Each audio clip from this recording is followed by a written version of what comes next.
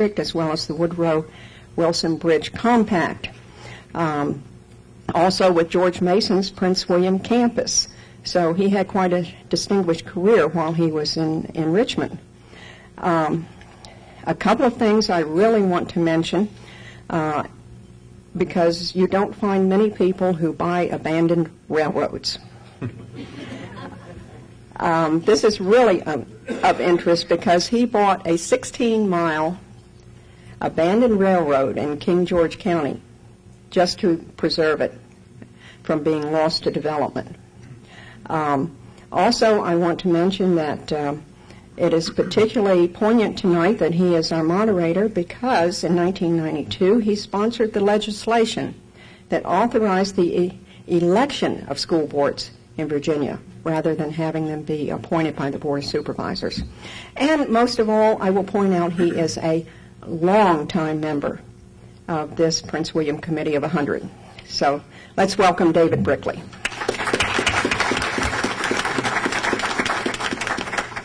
Martha, thank you very much for that very kind introduction. I'll also put in a plug for the Committee of 100. If you're not a member, really consider joining. It's a wonderful group, fantastic subjects, really nice people of all faiths, colors, political parties, dialogues, etc. So really think about it, and it's good to be here. We have what I hope is going to be a fun evening tonight, and it's on. After many years, legislation allowing the election of school board members in Virginia was passed by the General Assembly in 1992. Prior to that, Virginia was the only state in the nation that didn't allow elected school board members. And currently, approximately 110 of the 134 school boards in Virginia are elected. Now, the Virginia Constitution, ironically, has consistently allowed either elected or appointed school boards. If you go back and look at what's going back to literally the 1700s. In the middle of the 20th century, Arlington got legislation passed authorizing it to have an elected school board, be the only one in Virginia. But race and schools quickly became embroiled in the South, Virginia being part of the South and no exceptions.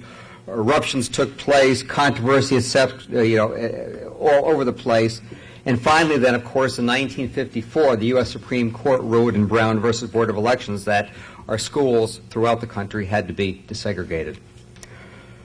So Arlington County had this elected school board, and it said, well, we're going to comply with Brown versus the Board of Education, and we're going to open up our schools and desegregate them. Well, the Virginia General Assembly said, well, we've got another thing thinking about this, boy. And they said, forget it.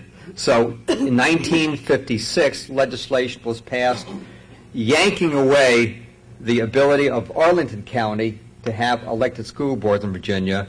Obviously, no other one could do it additionally. And then there were a number of other very obstructive statutes that were passed to try to prevent this from happening, the war on the massive resistance. Hopefully that is a thing of our past, but it was very poignant for back in the 1950s, and certainly that was the end of elected school boards in Virginia. I put the bill in back in 1976. Chuck Hogan, our great senator, he and I got elected together, put the bill in the Senate. It got absolutely no place in the Senate, not because of Chuck, because Chuck's fantastic, but some of the personalities there. I made a little progress in the House, but it literally didn't take till, again, 1992 that was finally passed by the General Assembly and then signed by Governor Wilder. When you go back to, you've got to look, we talk about massive resistance and desegregation. You had a period in Virginia in the mid-20th century and past then where county government was controlled by the courthouse crowd.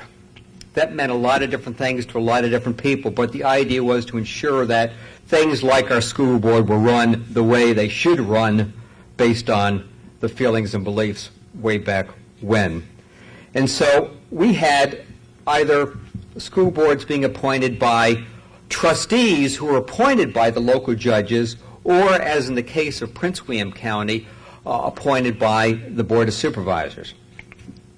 Now, Article 8 of the Constitution, Section 1, requires that public schools of high quality be maintained. And Section 2, right after that, says that the standards of quality are going to be determined by the State Board of Education, subject to the General Assembly. And then the General Assembly shall provide how the funds are to be provided for meeting the standards of quality, and shall provide for the apportionment of costs between the state and the localities. As you know, the Virginia Constitution does not allow for taxing authority for the school boards. When we put the legislation in and did a number of studies over the years in Virginia in the General Assembly for elected school boards, the question was asked, well, should we allow it to have taxing authority? I would tell you back then, and I sense that it probably hasn't changed a whole lot now, there was a resounding no. The citizens seemed to want to have one taxing authority in each locality to be able to go to, and it wasn't the school board at the time. It was just the Board of Supervisors or the City Council and Mayor.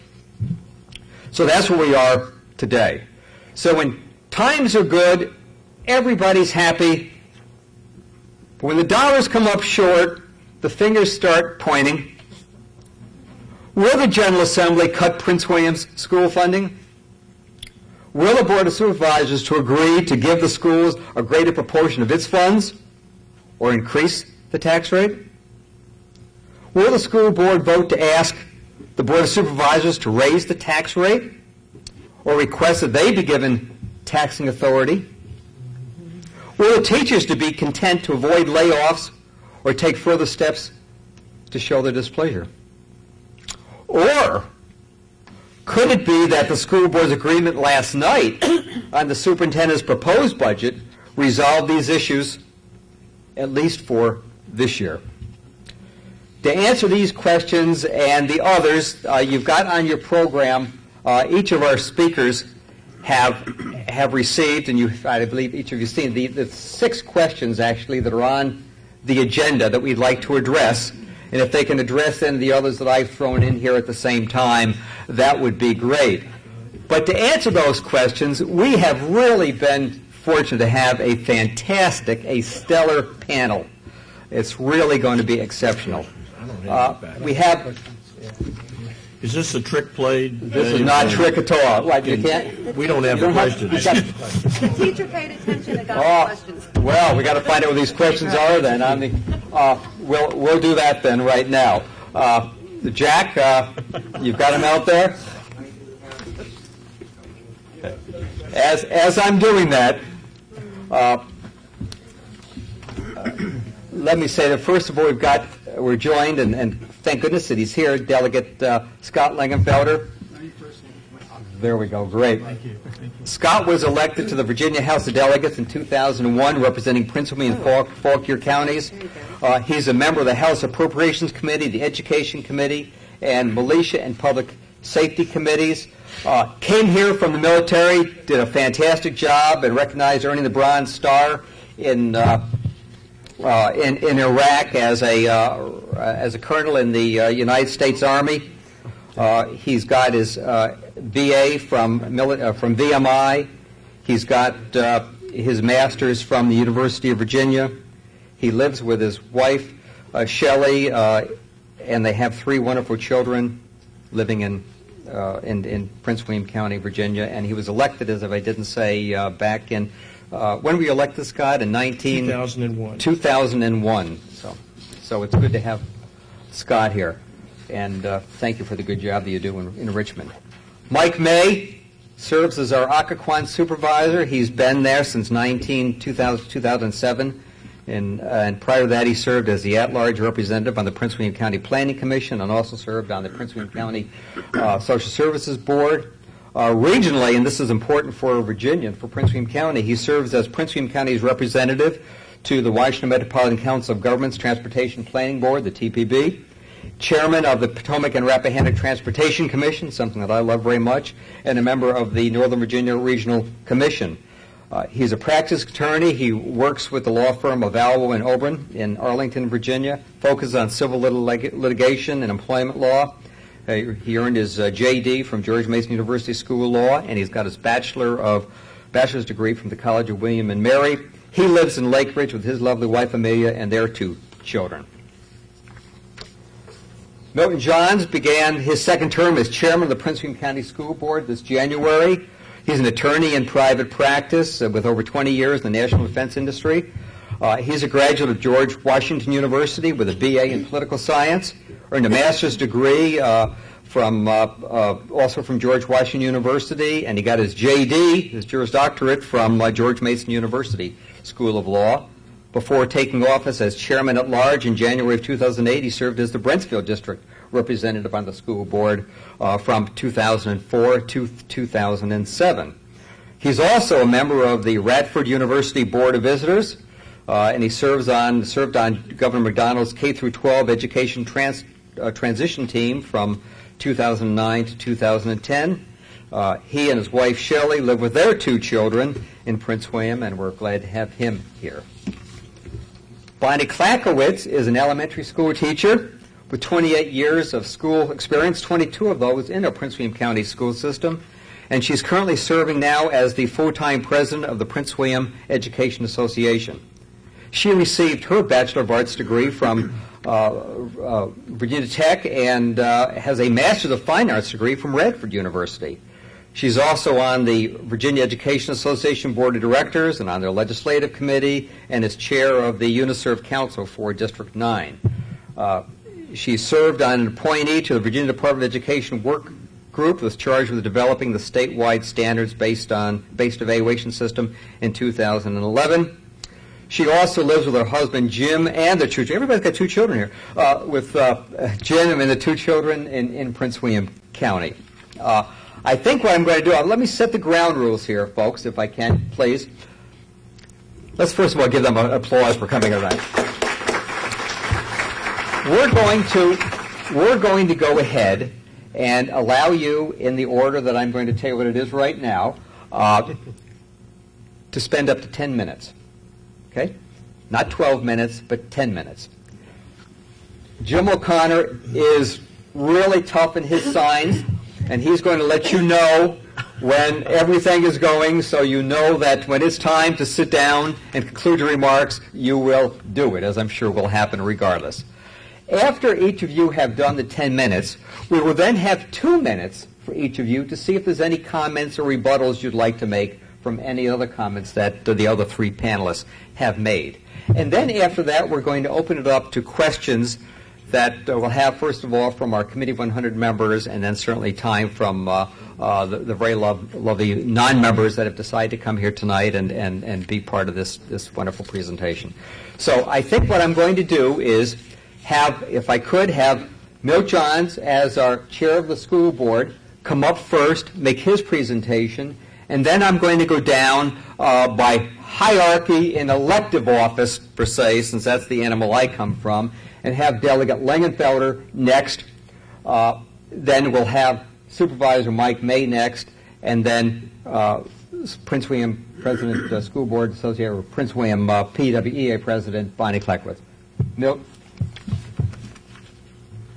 Well, thank you all very much to the Committee of 100 for inviting me to join you tonight, and I'm very excited to be here.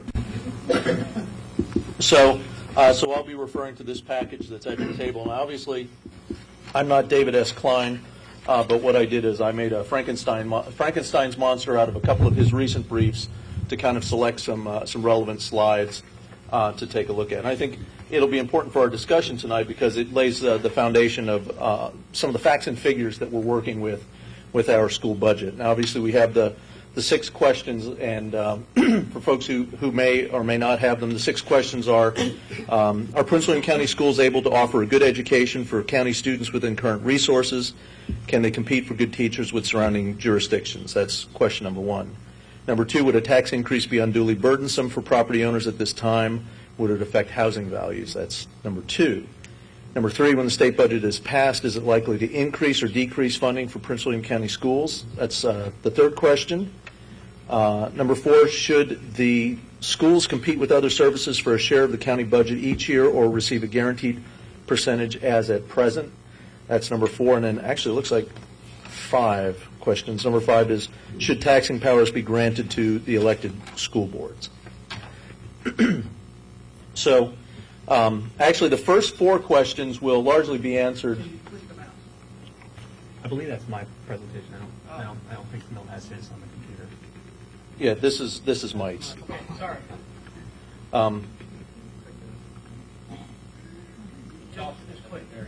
That's right. Well, we'll have some discussion later about which board does which board's job, but we'll get started with facts and figures for now. I'm just kidding, Mike. I know. Sorry. Okay, so what are major budget factors that we're facing right now?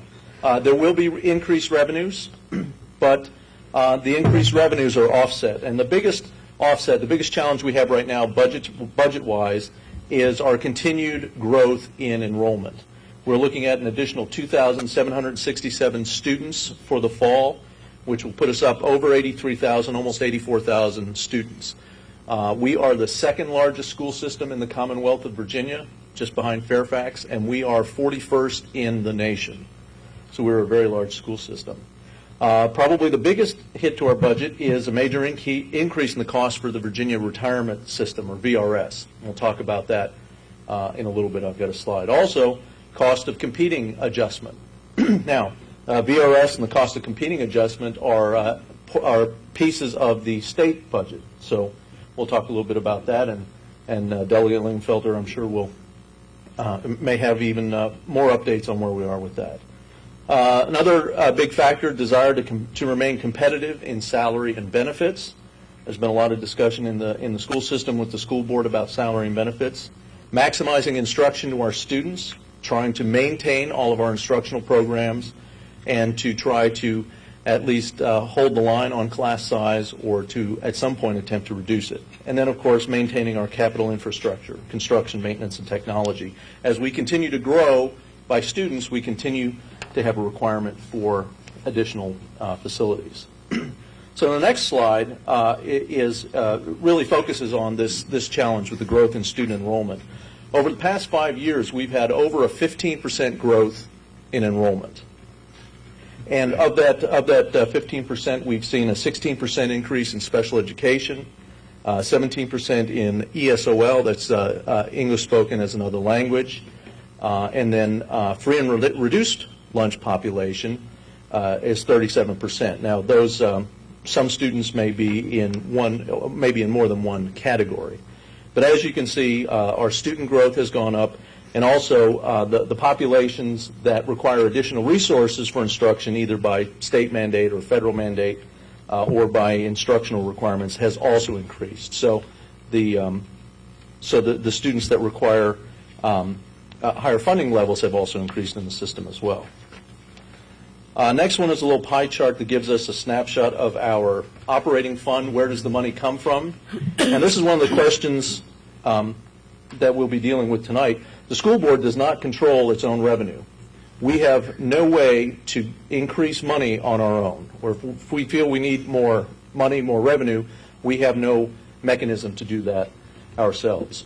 So as you can see, 43%, just about 44%, comes from the county.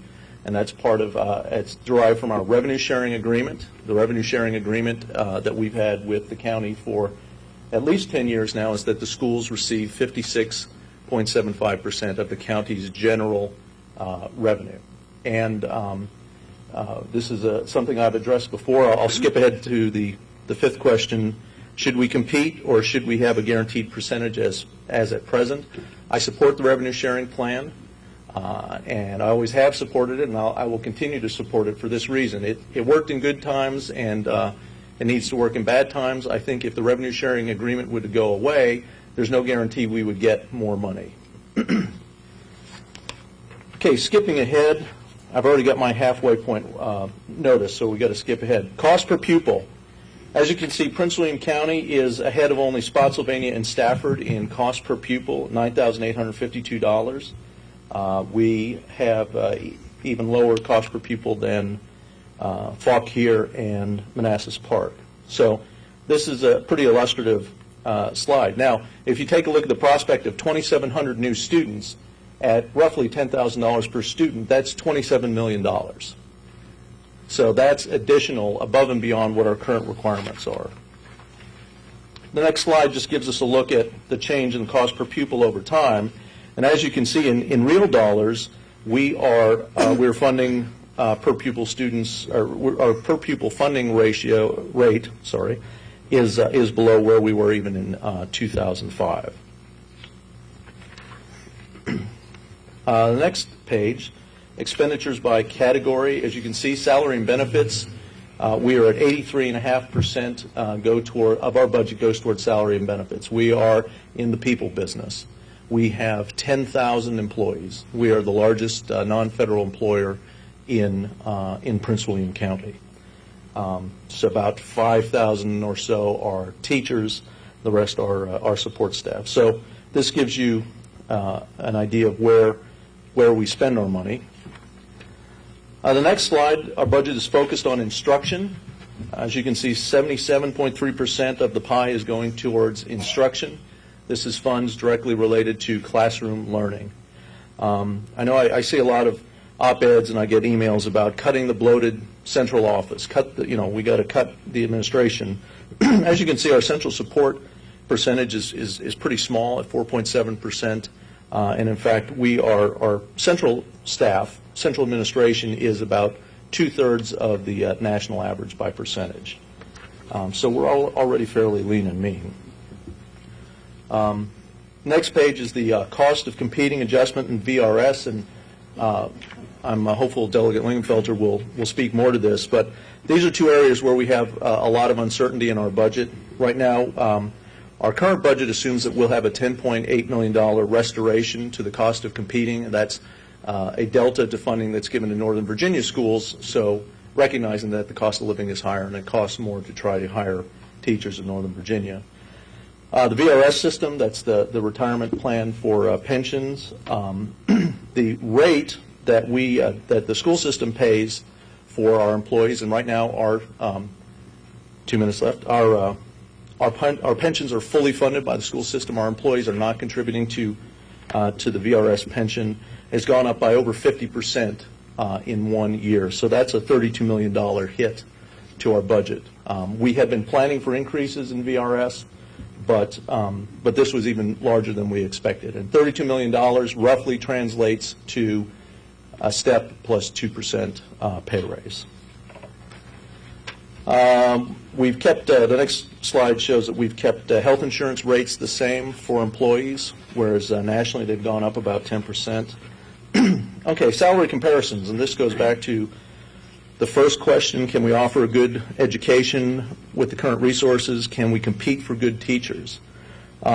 We do offer good education for our students, and especially dollar for dollar and pound for pound.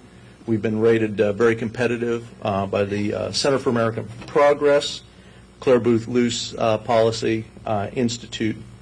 So as you can see, for salary and benefits for a $65,000 employee, we are ahead of Manassas Park and Manassas, but you have most of the surrounding jurisdictions on a relatively close scale. The next page shows our Step 1 bachelors, so someone coming right out of school to teach. We are sort of in the middle of the pack, and again, pretty close relatively to the surrounding jurisdictions. Pay raise summary. Again, this chart just gives you a 20 seconds a look at what we've done the last few years. I'm about to run out of time, so I may have to come back to this in my 2-minute rebuttal. But let me see. Well, you have the rest of the slides there. You can take a look at them. So to answer the revenue sharing agreement, we should have school boards, they should look at having taxing authority. I'm going to make a bunch of controversial statements and then sit down. That'll be fair, right? So I'll look forward to my rebuttal time to conclude my remarks. Thank you very much. Delegate Scott Lingenfelter.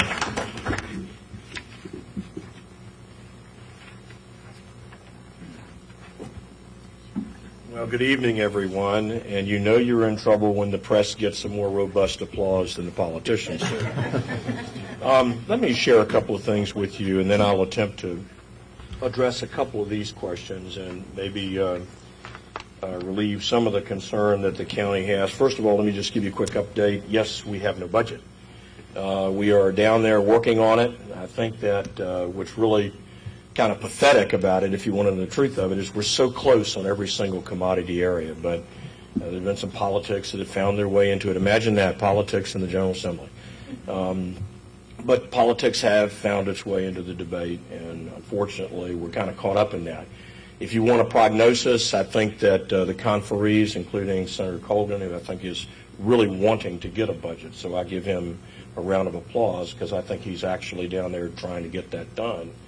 I would guess that by the end of the month, we'll have that budget inked, and that's really important because these local school boards and the local county boards can't do their job, and Ernie can't do his job unless they know what the budget holds for them in the future. Let me do this, David, if I could. I'm going to kind of go through a couple of things here. I'd kind of like to give you a state vision right first because I think it's important to understand where it is. Dr. Wright, who is the state superintendent of public education, shared with the House Education Committee that I sit on several weeks ago that Education Week has once more ranked Virginia the fourth best school system in the nation for education policy and performance in their 2012 Quality Counts report. It is clear our students continue to be among the highest achieving in the nation on the average placement test on the SAT and the ACT college entrance exams. In 2010, almost 24% of the Commonwealth's public high school seniors earned a score of 3 or better, qualifying for college credit on at least one advanced placement examination. Furthermore, the results from national testing taken last year have shown that Virginia's elementary, my wife is a kindergarten teacher, it's a big deal for her, and middle school students continue to outperform their peers nationwide and rank fourth in the nation on the fourth grade reading test. The report's findings confirm that Virginia continues to be a national leader in quality education. Let me just divert for a quick second to sort of say to you that the variance between what the Senate is proffering in their education budget and what the House is proffering is actually very small.